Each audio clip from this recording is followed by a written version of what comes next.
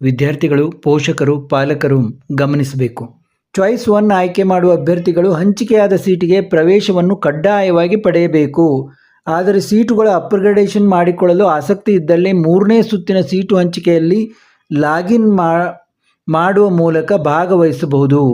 ನೋಡಿ, ಚಾಯ್ಸ್ 1 ಆಯ್ಕೆ ಮಾಡುವಂಥ ಅಭ್ಯರ್ಥಿಗಳು ಏನು ಮಾಡಬೇಕು? ಕಡ್ಡಾಯವಾಗಿ ಪ್ರವೇಶ ಪಡೆಯಬೇಕು. ಆದರೆ ಅಪ್ಗ್ರೇಡೇಷನ್ ನೋಡಿ, ಬಹಳಷ್ಟು ಜನ ಕೇಳ್ತಾ ಇದ್ರು, ಸರ್ ಅಡ್ಮಿಷನ್ ಆದಮೇಲೆ ಅಪ್ಗ್ರೇಡೇಷನ್ಗೆ ಹೇಗೆ 3ನೇ ರೌಂಡ್ ಹೇಗೆ ಹೋಗೋದು ಅಂತ. ಅದನ್ನು ಕೂಡ ಕೊಟ್ಟಿದ್ದಾರೆ ಇಲ್ಲಿ. 3ನೇ ಸುತ್ತಿನ ಸೀಟು ಹಂಚಿಕೆಯಲ್ಲಿ ಲಾಗಿನ್ ಮಾಡುವ ಮೂಲಕ ಭಾಗವಹಿಸಬಹುದು. ನೋಡಿ, ಪೂರ್ತಿ ನೋಡ್ಕೊಳ್ಳಿ, ಇದರಲ್ಲಿ ತುಂಬ ಇದಿದೆ. 3ನೇ ಸುತ್ತಿನ ವೇಳಾಪಟ್ಟಿ ಪ್ರಕಟಿಸಿದ ನಂತರ ಒಂದು ವೇಳೆ ಅಭ್ಯರ್ಥಿಯು ಚಾಯ್ಸ್ 1 ತೆಗೆದುಕೊಳ್ಳದೆ 3ನೇ ಸುತ್ತಿನಲ್ಲಿ ಭಾಗವಹಿಸಲು ಇಚ್ಛಿಸಿದಲ್ಲಿ, ನೋಡಿ, ಒಂದು ವೇಳೆ ನೀವು ಚಾಯ್ಸ್ 1 ತೆಗೆದುಕೊಳ್ಳೋದಿಲ್ಲ, ಹಾಗೆ 3ನೇ ಸುತ್ತಿನಲ್ಲಿ ಭಾಗವಹಿಸಬೇಕು ಅಂತಿದ್ದಾರೆ ಅಂದರೆ 2ನೇ ಸುತ್ತಿನಲ್ಲಿ ಹಂಚಿಕೆಯಾದ ಸೀಟನ್ನು ₹5,000 ದಂಡ ಪಾವತಿ ಮಾಡಿ ರದ್ದುಪಡಿಸಿಕೊಂಡು 3ನೇ ಸುತ್ತಿನಲ್ಲಿ ಲಾಗಿನ್ ಮಾಡಿ ಹೊಸದಾಗಿ ನೋಂದಣಿ ಶುಲ್ಕವನ್ನು ಪಾವತಿಸಿ ಭಾಗವಹಿಸಬಹುದು.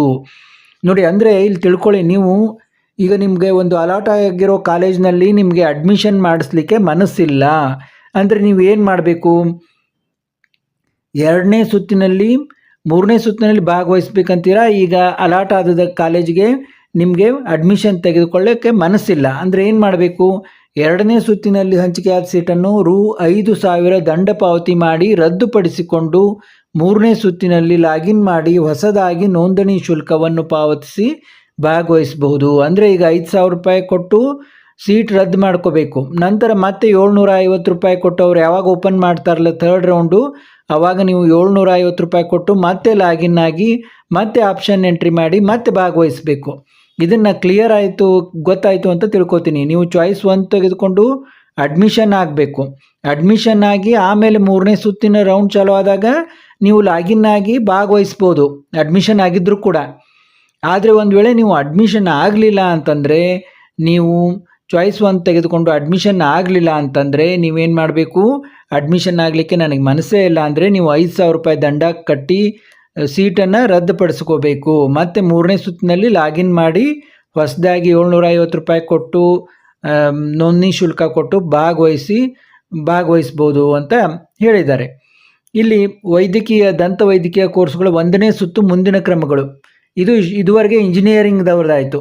ಇನ್ನು MBBS BDSದವ್ರದ್ದು ಏನಿದೆ ನೋಡಿ, ಅವರು ಏನನ್ನಬೇಕು? MCCಯಲ್ಲಿ ಹಂಚಿಕೆಯಾದ ಸೀಟಿಗೆ ಪ್ರವೇಶ ಪಡೆಯುವುದರಿಂದ KEA ಕೌನ್ಸಿಲಿಂಗ್ನಿಂದ ನಿರ್ಗಮಿಸಲು ಬಯಸುತ್ತೇನೆ.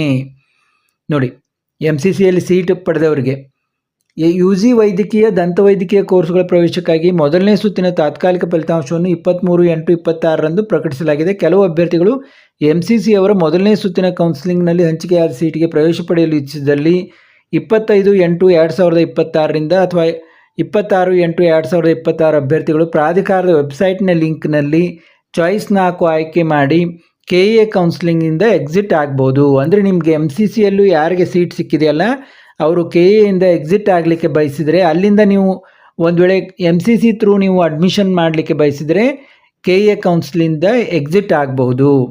ಈ ರೀತಿ MCC ಸೀಟಿಗೆ ಪ್ರವೇಶ ಪಡೆಯುವ ಕಾರಣದಿಂದ 1ನೇ ಸುತ್ತಿನಲ್ಲಿ ರದ್ದುಗೊಳ್ಳುವ, ಅಂದರೆ ಯಾರ್ಯಾರು MCCಗೆ ಹೋಗ್ತಿರಲ್ಲ ಆವಾಗ ಒಂದಿಷ್ಟು ಸೀಟುಗಳು ಉಳಿತವೆ ಇಲ್ಲಿ KEAಗೆ. ಅವನ್ನೇನು ಮಾಡ್ತಾರೆ ಅಂದರೆ UG ವೈದ್ಯಕೀಯ ಸೀಟುಗಳನ್ನು ಉಪಯೋಗಿಸಿಕೊಳ್ಳಲು 1ನೇ ಸುತ್ತಿನಲ್ಲಿ ಭಾಗವಹಿಸಿರುವ ಮೆರಿಟ್ ಅಭ್ಯರ್ಥಿಗಳಿಗೆ ದೊರಕುವಂತೆ ಅನುಕೂಲ ಮಾಡಿಕೊಡುವ ಹಿತದೃಷ್ಟಿಯಿಂದ ಇತ್ತೀಚಿನ ಮಾನ್ಯ ಉಚ್ಚ ನ್ಯಾಯಾಲಯಗಳ ಆದೇಶದಲ್ಲಿ ಉಲ್ಲೇಖಿಸಿರುವಂತೆ 1ನೇ ಸುತ್ತಿಗೆ ಈಗಾಗಲೇ ದಾಖಲಿಸಿರುವ ಆಪ್ಷನ್ಗಳ ಆಧಾರದ ಮೇಲೆ ಬದಲಾವಣೆಗೆ ಅವಕಾಶ ನೀಡದೆ ರದ್ದುಗೊಳ್ಳುವ UG ವೈದ್ಯಕೀಯ ಸೀಟುಗಳನ್ನು ಪರಿಗಣಿಸಿ ಮತ್ತೊಮ್ಮೆ 1ನೇ ಸುತ್ತಿನ ದಂತವೈದ್ಯಕೀಯ ಸೀಟು ಹಂಚಿಕೆಯನ್ನು ರನ್ ಮಾಡಿ 1ನೇ ಸುತ್ತಿನ ಅಂತಿಮ ಫಲಿತಾಂಶವನ್ನು ಪ್ರಕಟಿಸಲು ಕ್ರಮ ವಹಿಸಲಾಗುವುದು. ಅಂದರೆ ಈ MBBS ಮತ್ತು BDSದವ್ರಿಗೆ ಫೈನಲ್ ಒಂದು ರಿಸಲ್ಟನ್ನು ಈಗ ಬಿಡೋದಿಲ್ಲ. ಯಾರು MCCಯಲ್ಲಿ ಅಡ್ಮಿಷನ್ ತೊಗೋಬೇಕಂತಿದ್ದೀರಾ ಅವರು 25/26ನೇ ತಾರೀಕು ಅಥವಾ 26ನೇ ತಾರೀಕು KEA ಕೌನ್ಸಿಲಿಂಗಿಂದ ಎಕ್ಸಿಟ್ ಆಗಬೇಕು. ಎಕ್ಸಿಟ್ ಆದರೆ ಇಲ್ಲಿ ನಿಮ್ಮ ಒಂದು ಕರ್ನಾಟಕದಲ್ಲಿರುವಂಥ KEA ಮೂಲಕ ಯಾರು ಹೋಗ್ತಾರಲ್ಲ ಅವ್ರಿಗೆ ಅನುಕೂಲ ಆಗ್ತದೆ.